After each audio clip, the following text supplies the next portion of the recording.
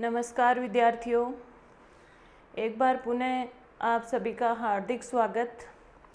कुछ समय से आपकी कक्षाएं नहीं ले पा रही थी। परिवार में एक अत्यंत ही अप्रिय घटना घटित हो गई थी। जीवन में कुछ चीज़ें ऐसी होती हैं जो हमें अत्यधिक विचलित कर देती हैं। हालांकि हम सब जानते हैं कि ये एक सच है जीवन का, मृत्यु भी, लेकिन कुछ चीज़ें ऐसी होती हैं जिन्हें हम शब्दों में बयां नहीं कर सकते। लेकिन कुछ समय के लिए जीवन थम सा जाता है और खैर क्या कहूँ, कर्म भी हमारे जीवन का एक हिस्सा है और कर्म के बिना भी जीवन नहीं है। तो हमारा कर्म हमें करना ही है। हम वैदिक साहित्य पर बात कर रहे थे। वैदिक साहित्य के अंतर्गत हम ब्राह्मण ग्रंथों का अध्ययन कर लिए थे और आज हमें आरण्यक ग्रंथों पर बात करनी है। देखिए, आरण्यक जो है, आरण्यक शब्द, चूँकि आपकी परीक्षा नज़दीक है, जून में व्याख्याता परीक्षा है, लगभग तय है, लेकिन ऐसा हो सकता है कि थर्ड पेपर आपका फिक्स है, लेकिन जो सब्जेक्ट का जो पेपर है ना, वो आगे पीछे थोड़ा बहुत हो सकता है, लेकिन फिर भी उसी हिसाब से हमें तैयारी करनी है। तो हम तथ्यात्मक बात ही सिर्फ करते हैं जो परीक्षा में पूछी जाने वाली है। बहुत अधिक मतलब ज़्यादा चीज़ों को न पढ़ते हुए तथ्यात्मक बात करते हैं, एग्ज़ाम ओरिएंटेड। आरण्यक ग्रंथ आप सामने देख रहे हैं। आरण्यक शब्द अरण्य से बना है, ये सब जानते हैं। अरण्य यानी वन। तो आरण्यक ग्रंथ किसके लिए होंगे आपको पता ही है। अरण्य निवासी कौन थे? एक तो वानप्रस्थी और दूसरे सन्यासी। वानप्रस्थ आश्रम वाले और जो सन्यासी हैं उनके लिए आरण्यक ग्रंथ लिखे गए। आपको पता है ब्राह्मण ग्रंथ किसके लिए लिखे गए? गृहस्थ के लिए, क्योंकि ब्राह्मण ग्रंथों में जो बातें बताई गई हैं, यज्ञ विषयक जो चर्चा की गई है, यज्ञ विषयक संपूर्ण चर्चा जो प्रणाली है यज्ञ की, ये सारी बातें ब्राह्मण ग्रंथों में आई है। लेकिन किस प्रकार का यज्ञ, जैसे यज्ञ में सामग्री क्या होगी, यज्ञ के ऋत्विक कौन कौन होंगे, यज्ञ का अधिकारी कौन होगा, यज्ञशाला किस तरह की बनाई जाएगी, तो ये सारी चीज़ें किसके लिए संभव है? वानप्रस्थी और सन्यासी के लिए तो नहीं, क्योंकि वन में तो इतनी सामग्री जुटा ही नहीं पाएगा ना। तो ब्राह्मण ग्रंथ किसके लिए हुए? गृहस्थ के लिए हुए। और उसके बाद जो वानप्रस्थी और सन्यासी हैं, वैसे सन्यासी के लिए उपनिषद ग्रंथ माने गए हैं, लेकिन यहाँ पर आरण्यक शब्द आ रहा है तो आरण्यक में वानप्रस्थी भी आ जाएंगे और सन्यासी भी आ जाएंगे। पर्टिकुलर अगर पूछा जाए ना विशेषतः आपसे, तो ब्राह्मण ग्रंथ गृहस्थ के लिए लिखे गए हैं, अपने आरण्यक ग्रंथ हैं वो वानप्रस्थी के लिए, और जो उपनिषद ग्रंथ है वो सन्यासी के लिए। क्योंकि सन्यासी का जो चिंतन का विषय है वो ब्रह्म ज्ञान है, और ब्रह्म के विषय में जो ब्रह्म प्राप्ति, ब्रह्म ज्ञान के विषय में जो चर्चा है वो उपनिषद ग्रंथों में है। लेकिन यहाँ पर हम आरण्यक शब्द से ले रहे हैं तो वानप्रस्थी और सन्यासी दोनों ही आएगा। तो किस प्रकार का यज्ञ? आध्यात्मिक यज्ञ होगा ना वन में, तो वन में भौतिक यज्ञ संभव नहीं है, क्योंकि भौतिक वस्तुएं जुटाई नहीं जा सकती। तो किस प्रकार के यज्ञ की चर्चा? यज्ञ की चर्चा ही ब्राह्मण ग्रंथों में है, यज्ञ की चर्चा ही इनमें है, आरण्यक ग्रंथों में। लेकिन यज्ञ की किस प्रकार की चर्चा? आध्यात्मिक चर्चा, सूक्ष्म। उधर जो ब्राह्मण ग्रंथ हैं उनमें यज्ञ के विषय में जो बातें बताई गई वो स्थूल है, लेकिन इनमें बताई गई वो सूक्ष्म है। उधर जो बात बताई गई वो मूर्त है, लेकिन इधर अमूर्त है, यानी भौतिकवाद से अध्यात्म की ओर ले जाया गया है चीज़ों को, क्योंकि वानप्रस्थी लोग आध्यात्मिक यज्ञ ही तो कर सकते हैं। ठीक है, तो आरण्यक ग्रंथ किसके लिए हुए? वानप्रस्थी और सन्यासियों के लिए। देखेंगे तो इनका अगर उद्भव पूछा जाए, आरण्यक ग्रंथों का उद्भव कब हुआ, तो सीधी सी बात है कि ब्राह्मण ग्रंथों के पश्चात हुआ। ब्राह्मण ग्रंथों के पश्चात आरण्यक ग्रंथ लिखे गए। दूसरी बात जो है कि किसके लिए हैं, किस प्रकार के ग्रंथ हैं ये वानप्रस्थी एवं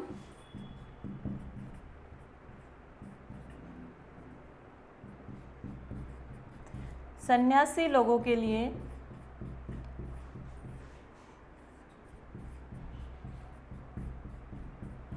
सूक्ष्म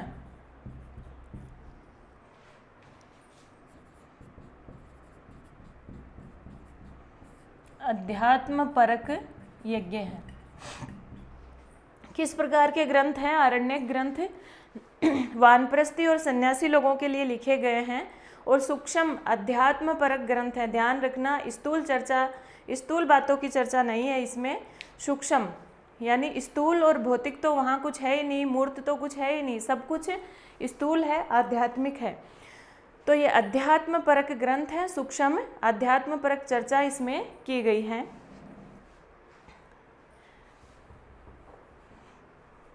इस प्रकार के ग्रंथ हैं और इनमें भी यज्ञ की चर्चा की गई है। हालांकि ब्राह्मण ग्रंथों में जो यज्ञ विषयक चर्चा की गई वो नीरस है, कठिन है, लेकिन इधर जो चर्चा की गई वो सरल है, सरस है, सूक्ष्म है। ठीक है, अब हम बात करेंगे आरण्यक शब्द के अर्थ की, कि आरण्यक ग्रंथ क्या है, इस आरण्यक शब्द का क्या अर्थ है। विद्वानों ने क्या अर्थ इसका बताया है पर्टिकुलर शब्द का। आचार्य सायण ने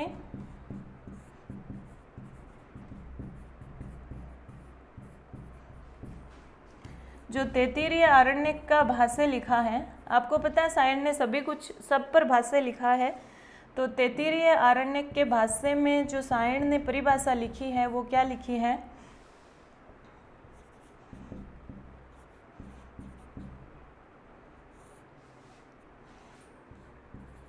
अरण्य अध्ययनात्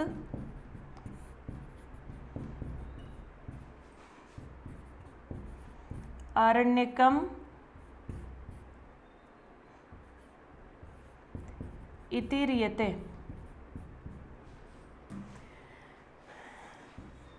अरण्य अध्ययनात् आरण्यकम् इति ही यते, कि अरण्य अध्ययनात्, कि ये ग्रंथ हैं वो अरण्य क्यों कहलाए? अरण्य में अध्ययन होने के कारण, अरण्य में पठन पाठन होने के कारण। ये सायण की परिभाषा है कि अरण्य में पठन पाठन होने के कारण ये ग्रंथ किस प्रकार के ग्रंथ कहलाए? आरण्यक ग्रंथ कहलाए। ध्यान रखना, सायण ने क्या कहा है? अरण्य अध्ययनात् आरण्यकम् इति रीयते।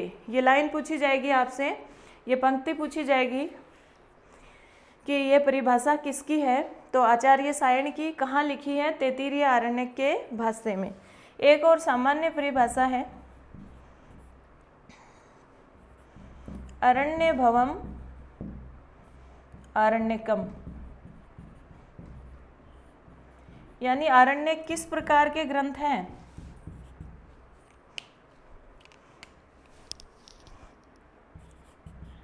अरण्य में यानी वन में होने वाले तत्व चिंतन। तत्व चिंतन कौन करेगा वन में? वही वानप्रस्थी और सन्यासी।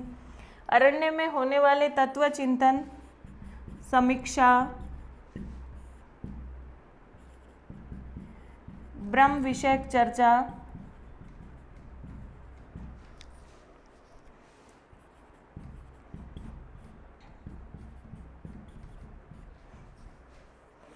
और यज्ञ की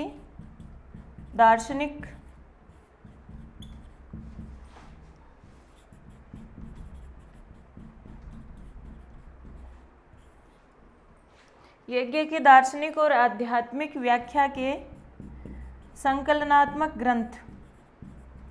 इन सब चीज़ों का संकलन इसमें किया गया है। किसमें? आरण्यक ग्रंथों में। अरण्य में जो भी तत्व चिंतन, समीक्षा, ब्रह्म विषयक चर्चा, आत्मा की चर्चा, जो भी हमारे यज्ञ हैं उनकी दार्शनिक और आध्यात्मिक व्याख्या है, इन सभी के विषय में संकलन किया गया है और वो संकलनात्मक ग्रंथ क्या कहलाते हैं? हमारे आरण्यक ग्रंथ कहलाते हैं।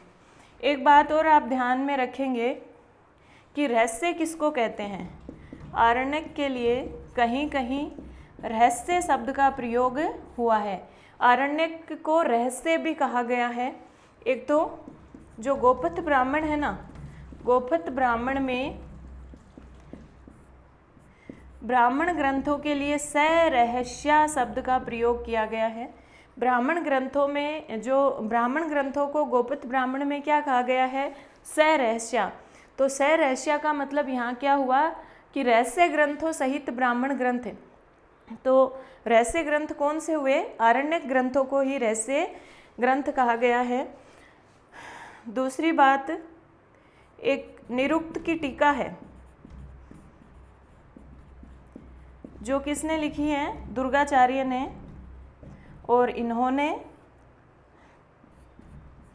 ऐत्रेय ब्राह्मण के लिए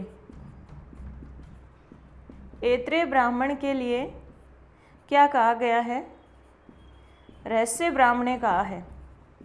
ऐत्रेय ब्राह्मण को रहस्य ब्राह्मणे कहा है। यहाँ पर रहस्य शब्द का अर्थ क्या है? आरण्यक। और आरण्यकों को रहस्य क्यों कहा गया है? क्योंकि यज्ञ जो विषयक जो तत्व है, यज्ञों के विषय में जो दार्शनिक और आध्यात्मिक बातें हैं, उनकी गूढ़ रहस्यों, यज्ञ के जो गूढ़ रहस्य हैं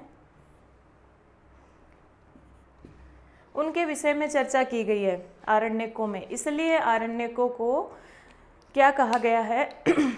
रहस्य ग्रंथ कहा गया है। आरण्यक के लिए रहस्य शब्द का प्रयोग हुआ है। आपसे प्रश्न पूछा जाएगा कि सरहस्या, यहाँ पर रहस्य ग्रंथ कौन से हैं? तो आरण्यक है। ठीक है। वैसे आरण्यक की कुछ मुख्य परिभाषाएं हमने देखी हैं। सायण्य जो कहा है वो इम्पोर्टेंट है। और बाकी आपको पता ही है कि अरण्य में रहने वाले जो है ना, उनके लिए जो ग्रंथ लिखे गए वो कौन से ग्रंथ हैं? आरण्यक ग्रंथ हैं। उसमें क्या है? विशेषतः वही बातें हैं जो ब्राह्मण ग्रंथों में हैं, लेकिन ब्राह्मण ग्रंथों में भौतिक है और गृहस्थ के लिए है, और जो आरण्यक हैं उनमें आध्यात्मिक और सूक्ष्म बातें हैं, यज्ञ के विषय में चर्चा है। और आरण्यकों को रहस्य शब्द से भी पुकारा गया है। अब हम देखेंगे आरण्यक ग्रंथों का महत्व है कि आरण्यक क्यों महत्वपूर्ण है हमारे लिए, ऐसी क्या विशेष बात है आरण्यक ग्रंथों में।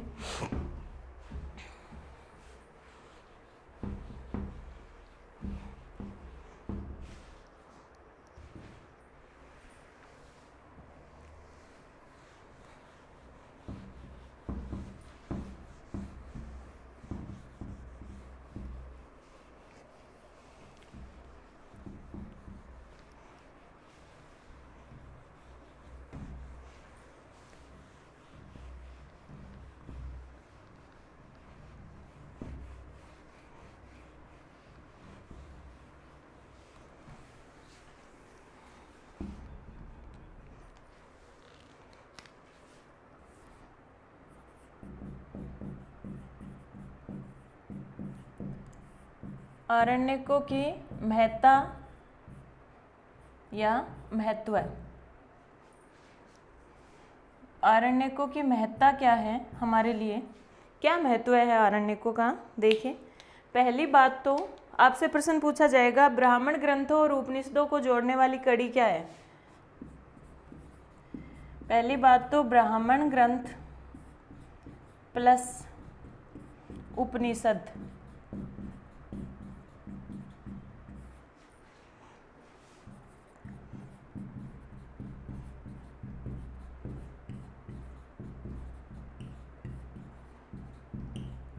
पहली बात तो आरण्यक ग्रंथ हैं वो जो उपनिषद और ब्राह्मण ग्रंथ हैं उनको जोड़ने वाली कड़ी है। क्यों है? ब्राह्मण ग्रंथों के बाद में और उपनिषदों से पहले इनकी रचना हुई थी, इसलिए ये कड़ी इनकी जोड़ने वाली है। दूसरी बात, ब्राह्मण ग्रंथों में क्या है?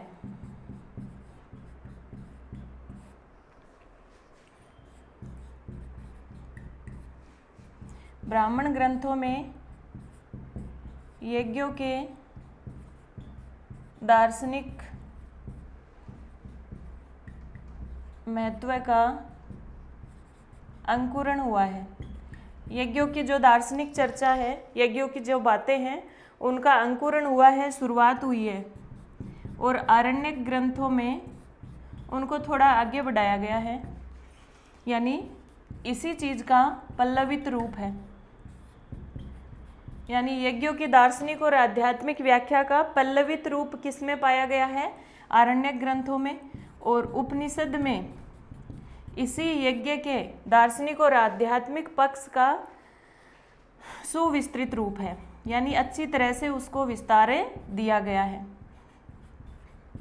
तो हुई ना इन दोनों को जोड़ने वाली कड़ी। फिर हम देखेंगे जो ही आगे बढ़ते हैं, आरण्यक ग्रंथ क्या है, किस प्रकार के ग्रंथ हैं। देखो,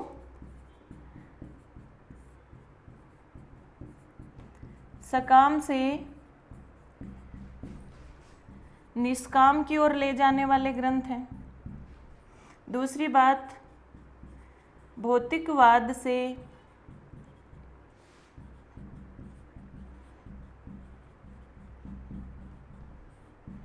अध्यात्म की ओर ले जाने वाले ग्रंथ हैं। तीसरी बात, स्थूल से सूक्ष्म की ओर ले जाने वाले ग्रंथ हैं। और मूर्त से किस प्रकार के ग्रंथ हैं? मूर्त से अमूर्त की ओर ले जाने वाले ग्रंथ हैं। ठीक है,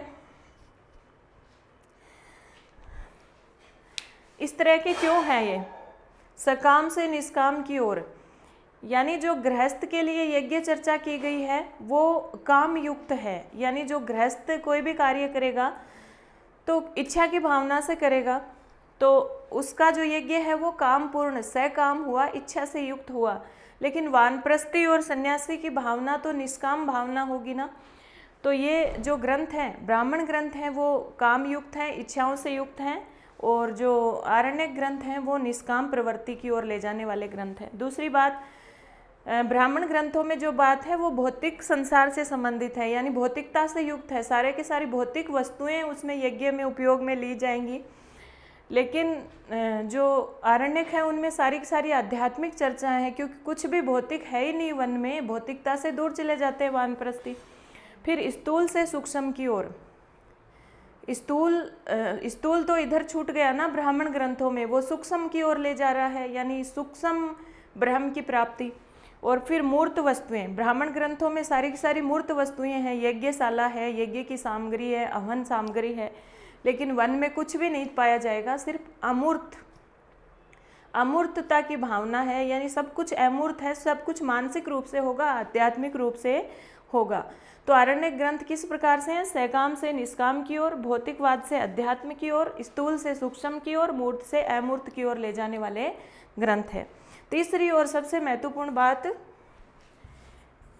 प्रश्न पूछा जाएगा कि किन ग्रंथों को वेदों का नवनीत कहा गया है, मक्खन कहा गया है। यानी जिस तरह से दही से मक्खन प्राप्त होता है, वैसे वेदों से क्या प्राप्त हुए हैं? आरण्यक। तो नवनीत की, मक्खन की संख्या किन ग्रंथों को दी गई है? आरण्यकों को। तो आरण्यक क्या हैं? वेदों के नवनीत हैं। जैसे कि महाभारत में कहा गया है, महाभारत में एक श्लोक है, क्या श्लोक है?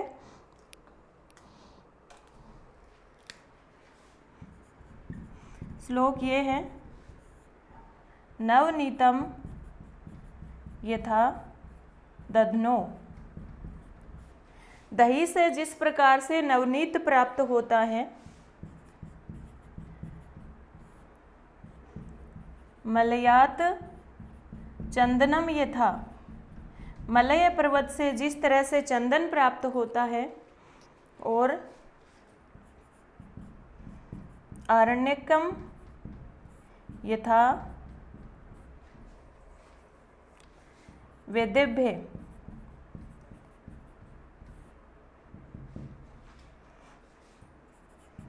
औषधिभ्यो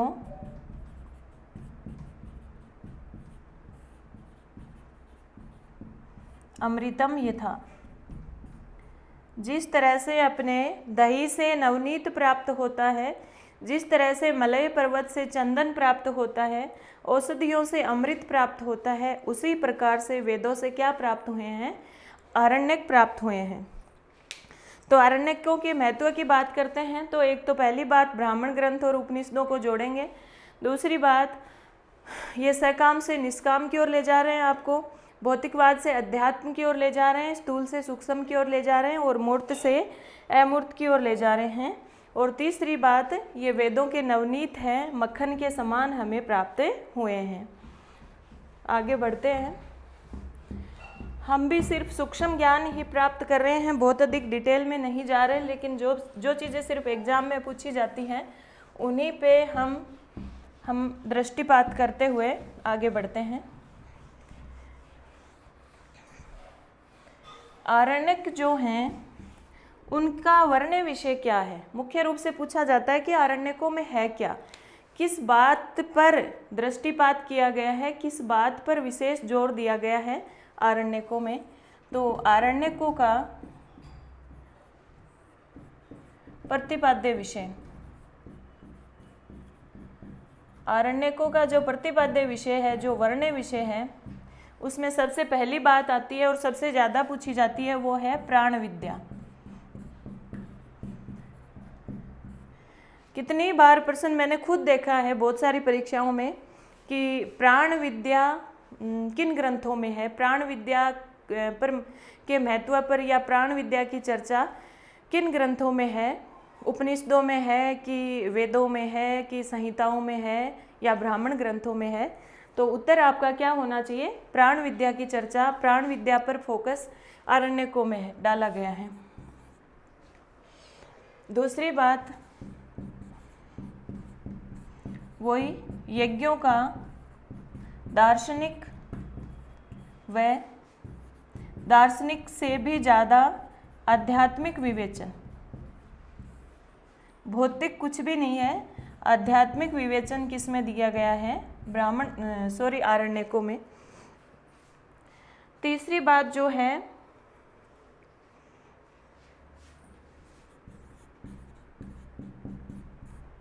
वर्णाश्रम प्रणाली की जो चर्चा की गई है वो भी आरण्यक ग्रंथों में की गई है।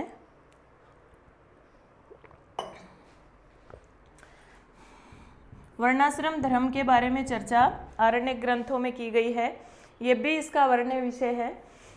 आरण्यकों में क्या क्या है वही बात हम कर रहे हैं, तो आपको ऑप्शन देखकर पूछ सकता है कि इनमें से क्या आरण्यक ग्रंथों में नहीं है, किसकी चर्चा नहीं की गई है, तो आपको ध्यान होना चाहिए।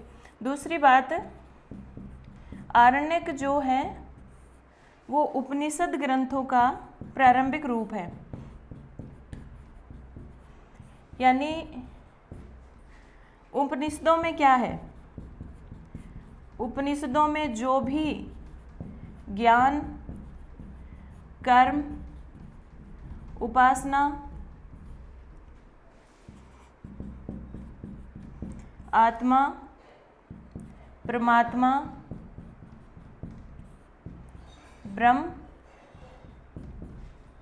उपनिषद ग्रंथों में ये सारी चर्चा है। ज्ञान, कर्म, उपासना, तत्व चिंतन, आत्मा, परमात्मा, ब्रह्म ज्ञान, इन सभी की चर्चा किस में है? उपनिषद ग्रंथों में। और इन्हीं सब का प्रारंभिक रूप किस में है? आरण्यक ग्रंथों में। आरण्यक ग्रंथ उपनिषदों का जो वर्ण विषय है उसकी एक भूमिका प्रस्तुत करते हैं, तो आरण्यक ग्रंथ उपनिषदों का प्रारंभिक ग्रंथ है। ठीक है, तो ये हुए हमारे आरण्यकों के प्रतिपाद्य विषय, जिसमें प्राण विद्या बहुत बार परीक्षा में पूछा जाता है और अवश्य ही आपको देखने को मिलेगा इस परीक्षा में भी। यज्ञों का दार्शनिक और आध्यात्मिक विवेचन है ही, इनमें भी है और ब्राह्मण ग्रंथों में भी है, थोड़ा सा अंतर है, उसमें भौतिकता का पुट है, इसमें सिर्फ सूक्ष्म अध्यात्म पर ग्रंथ है। वर्णाश्रम धर्म की चर्चा भी हुई है और उपनिषदों का प्रारंभिक रूप भी इसमें देखा गया है। अब हम देख रहे हैं वर्तमान में प्राप्त आरण्यक। आपसे प्रश्न पूछा जाएगा कि वर्तमान में कितने वेदों के कितने आरण्यक ग्रंथ प्राप्त होते हैं? वर्तमान में वेदों के कितने आरण्यक प्राप्त हैं? तो 6 हैं। याद रहेगा कितने आरण्यक हैं? 6 हैं। अब वो 6 आरण्यक कौन से वेद से संबंधित हैं? देखो, हमारा जो ऋग्वेद है उससे संबंधित 2 आरण्यक हैं। कौन कौन से? एक तो ऐत्रेय, ये ब्राह्मण ग्रंथ भी है इसका, और दूसरा सांख्यायन ब्राह्मण। एक ऐत्रेय ब्राह्मण, दूसरा सांख्यायन ब्राह्मण। अगला है यजुर्वेद का। यजुर्वेद में जो शुक्ल यजुर्वेद है, शुक्ल यजुर्वेद का जो आरण्यक प्राप्त होता है उसका नाम है बृहदारण्यक। और जो कृष्ण यजुर्वेद है, किस वेद का कौन सा आरण्यक है, ये प्रश्न भी आपसे पूछा जाएगा, मिलान करवा सकता है वो आपसे। कृष्ण यजुर्वेद का तैत्तिरीय और मैत्रायणी आरण्यक, और जो हमारा सामवेद है उसका एक ही आरण्यक है जो है तवलकार, जिसे जैमिनीय आरण्यक भी कहते हैं। तो तवलकार आरण्यक। ऋग्वेद के 2 आरण्यक हैं, ऐत्रेय और सांख्यायन। यजुर्वेद के शुक्ल यजुर्वेद का एक है बृहदारण्यक और कृष्ण यजुर्वेद के 2 हैं, तैत्तिरीय और मैत्रायणी। सामवेद का तवलकार आरण्यक है। और फिर जो हमारा जो एक बचा है Atharvaveda, very very important. Atharvaveda का ब्राह्मण ग्रंथ तो क्या था, गोपथ ब्राह्मण, और अथर्ववेद का कोई भी आरण्यक नहीं है। प्रश्न पूछा जाएगा किस वेद का कोई भी आरण्यक ग्रंथ नहीं है, तो उत्तर आपका क्या होना चाहिए, अथर्ववेद, क्योंकि अथर्ववेद का कोई भी आरण्यक नहीं है। अब हम जो ये आरण्यक ग्रंथ हमें प्राप्त हुए हैं इनके बारे में कुछ विशेष बातें हमें देखनी है, जिनको हम अगली कक्षा में देखते हैं। धन्यवाद।